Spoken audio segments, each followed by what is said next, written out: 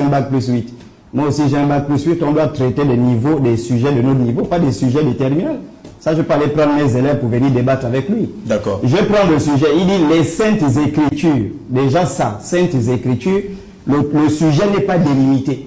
Le Coran, ce sont des saintes écritures. Le Torah la Torah sont des saintes écritures.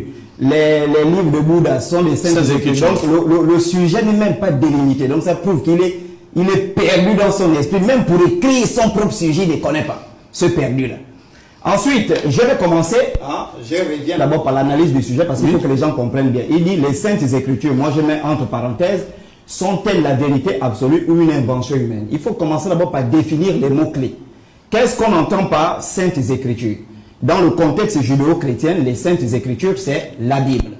Et donc la Bible qu'il utilise, bien sûr, elle a 66 livres, c'est la Bible protestante, la Bible évangélique. Alors, la vérité, il y a un mot-clé, c'est la parole de Dieu. La vérité. Parce que la vérité absolue, c'est la parole de Dieu. Très bien. Ensuite, invention humaine, ben, c'est tout ce qui est création de l'homme. Si on reformule son sujet, ça nous donne en réalité, la Bible est-elle la parole de Dieu ou une création de l'homme? Voilà le sujet. Tout ce qu'il est en train de... Je ne sais pas, il n'a même pas posé les fondements. Je dis, c'est trop faible. Vous comprenez un peu? D'accord. Il s'est renseigné aujourd'hui. C'est tout le bruit que tu faisais sur la toile, là. Petit. Oh, regarde-moi. Tout le bruit que tu faisais sur... Non, monsieur, parlez, on vous a posé des questions. Parlez. Vous êtes intimidé. Je suis intimidé. Vous êtes intimidé, parlez, on vous a posé la question. J'ai bien, tout le bruit que tu faisais sur la toile là, je vais te faire transpirer ici. Fais-moi transpirer. Alors, la reformulation du sujet qu'il a donné, c'est pourquoi il ne pouvait pas travailler. Déjà, c'est pas moi qui donne le sujet. Voilà. Ce sont les journalistes d'Afrique Média. Là, tu fais une erreur. Bon, ce sont on va pas revenir sur la thématique. On va pas revenir sur la problématique. Vous m'appelez, je réponds. Merci. D'accord. Docteur Gasby, on va laisser le chocolat. On est bien évidemment. On est bien évidemment. On va pas aller chocolat. D'accord. Nous sommes dans un débat.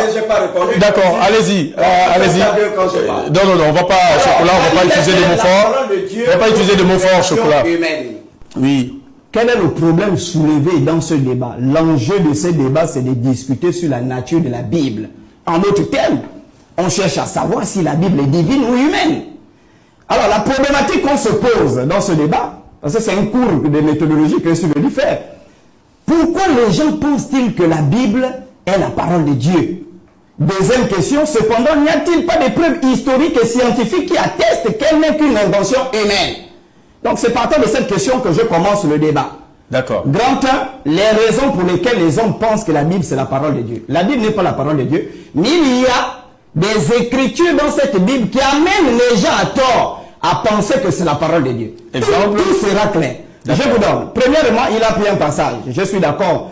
2 Timothée chapitre 3 du verset 16 au verset 17. Toute écriture est inspirée de Dieu. Si toi tu es sérieux, tu vois bien, toute écriture, ça veut dire que même un livre de maths est inspiré de Dieu. Même un livre de philosophie est inspiré de Dieu. Même donc ça prouve déjà qu'il y a un problème quand on dit que la Bible est la parole de Dieu. Ça veut dire que les livres de mathématiques sont aussi la parole de Dieu. Ça veut dire que les livres de physique sont aussi la parole de Dieu parce qu'on dit toute écriture. Je prends. Donc, les gens pensent que c'est le passage le plus utilisé par les judéo-chrétiens pour justifier que la Bible est la parole de Dieu. D'accord. J'en arrive. Deuxième argument. 2 Pierre, chapitre 1 du verset 20 au verset 21, ils utilisent également ça pour dire « Sachez avant tout qu'aucune prophétie de l'Écriture ne peut être l'objet d'une interprétation particulière. » Et donc, ils estiment que comme on parle de l'Écriture, ben certainement la Bible est la parole de Dieu. Alors que Jésus dans Jean chapitre 5 verset 39 avait dit « Vous sondez les Écritures en croyant trouver en elles la vie éternelle, mais elles ne font que rendre témoignage de moi. Elles n'ont pas la vie éternelle, donc c'est pas la parole de Dieu. » J'en reviens. Dernier passage, dernier argument qu'ils utilisent à tort pour faire croire à leur brebis que la Bible c'est la parole de Dieu. Matthieu 24 verset 35. Le ciel et la terre passeront, mais ma parole ne passera pas. Ce n'est pas de la Bible dont Jésus parle. D'accord. Quelle est la parole de Dieu? Dans la parole de Dieu n'est pas la Bible, mais la parole de Dieu c'est la vérité. Jean 17 verset 17, Jésus dit « Sanctifie-les par ta parole, car ta parole est la vérité. » Ce faux pasteur qui est devant moi là, je mets à défi.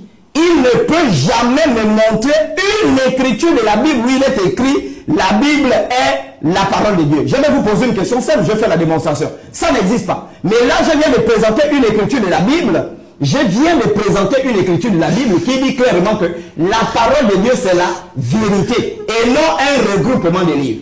Pourquoi je soutiens que la Bible n'est pas la parole de Dieu? Donc, la Bible n'est qu'une invention humaine. Je vais vous prendre. Il existe plusieurs versions de Bible. Premièrement, il y a la version catholique qui a 73 livres. Deuxièmement, il y a la version protestante qui a 66 livres. Troisièmement, il y a la version samaritaine, 81 livres. Quatrièmement, il y a la version éthiopienne, 81 livres. Est-ce que, la question que je pose, monsieur le journaliste, si la Bible, c'est la vérité, est-ce que la vérité a plusieurs versions? Non. La vérité n'a qu'une seule version. Or, si vous prenez toutes les branches du christianisme, les catholiques soutiennent que leur Bible est la vraie. Les protestants vont dire non, les catholiques se sont trompés, nous c'est la meilleure Bible. Ensuite, nous, les samaritains, nous on a 80, c'est nous la meilleure Bible. Dieu, la parole de Dieu ne peut pas avoir plusieurs versions. J'en arrive, hein, je vais l'enseigner mot par mot. Ensuite, il me dit ici, il a raconté une bêtise, avant que je rentre dans les preuves historiques, les contradictions internes de la Bible.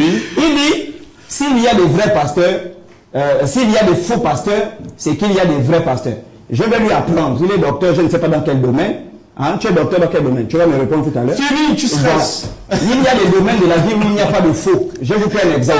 Vous avez notre chaîne Gabon Première. C'est bon?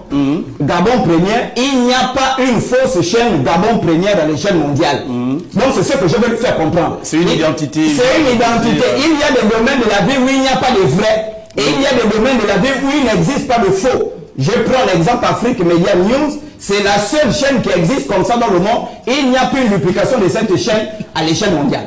Donc pour revenir sur la question, le domaine des pasteurs, il n'y a que des faux. Et ce gars que vous voyez là, je suis en train de vous dire, je revenais enterrer ma fille. Je ne connaissais même pas qu'il était au mois de novembre. Je revenais de France-Ville.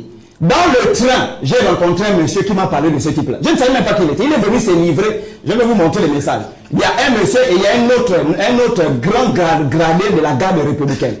Il prend les enfants des gens, lui. Il détourne les femmes des gens. Pendant que notre armée est en train de garder les frontières, ce singe-là détourne les femmes des gens et il prend les enfants des gens pour les faire baptiser dans sa fausse église, sa secte.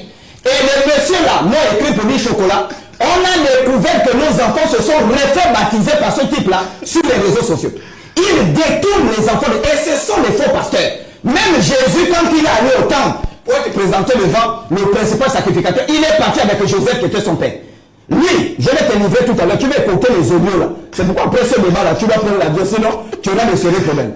Donc, je vous laisse, il donne la parole pour venir contredire ce que j'ai dit. Et je vais pousser montrer les preuves contradictoires de son mensonge. Il est tellement faible. Monsieur le journaliste, Dr Gasby.